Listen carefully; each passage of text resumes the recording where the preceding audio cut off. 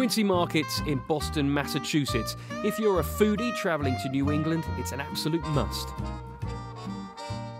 This was always a market going way back into the 1600s, actually. And some of the oldest businesses in the country are staged here. There's some of the older restaurants and everything here. Most of the vendors here are local vendors, so it really gives them a flavor of what's happening here in New England.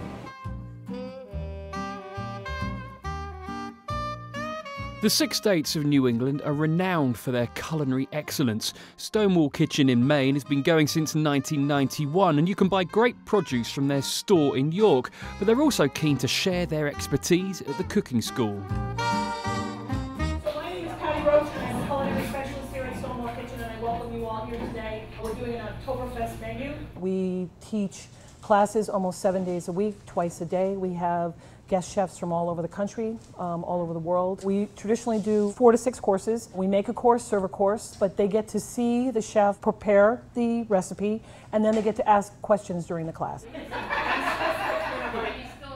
Like a cabaret. We want them to have fun, we want to interact, we want them to laugh, we want them to ask questions. We don't want them to be intimidated by coming here to a class. We want them to feel when they walk away that they learn a couple of different tips and that they got to experience the great hospitality that's here at Stonewall Kitchen.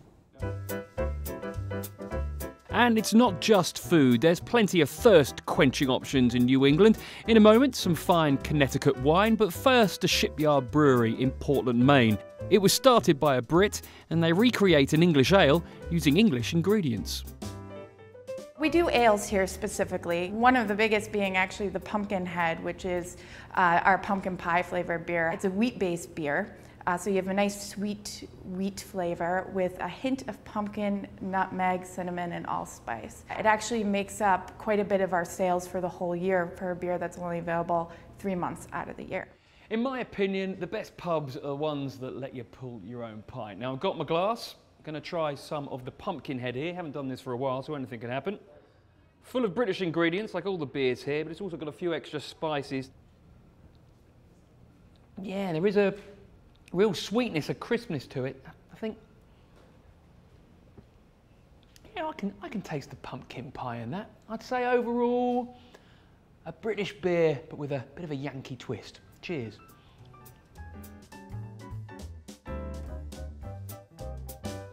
As promised, time to sample the grape in Litchfield Hills, Connecticut.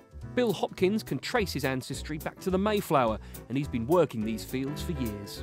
Well, our family has owned this property for 225 years. We decided in '79 to develop our land into a vineyard and winery.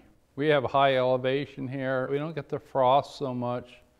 Our climate's moderated by the lake. It's always been my opinion that the majority of the grapes that are producing fine wines are in that sort of an area.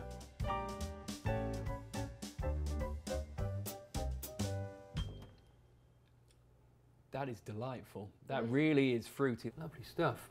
Finally, a bit of dessert with a chap called Ben and his mate Jerry. We're in Waterbury, Vermont. This is the home of Ben & Jerry's.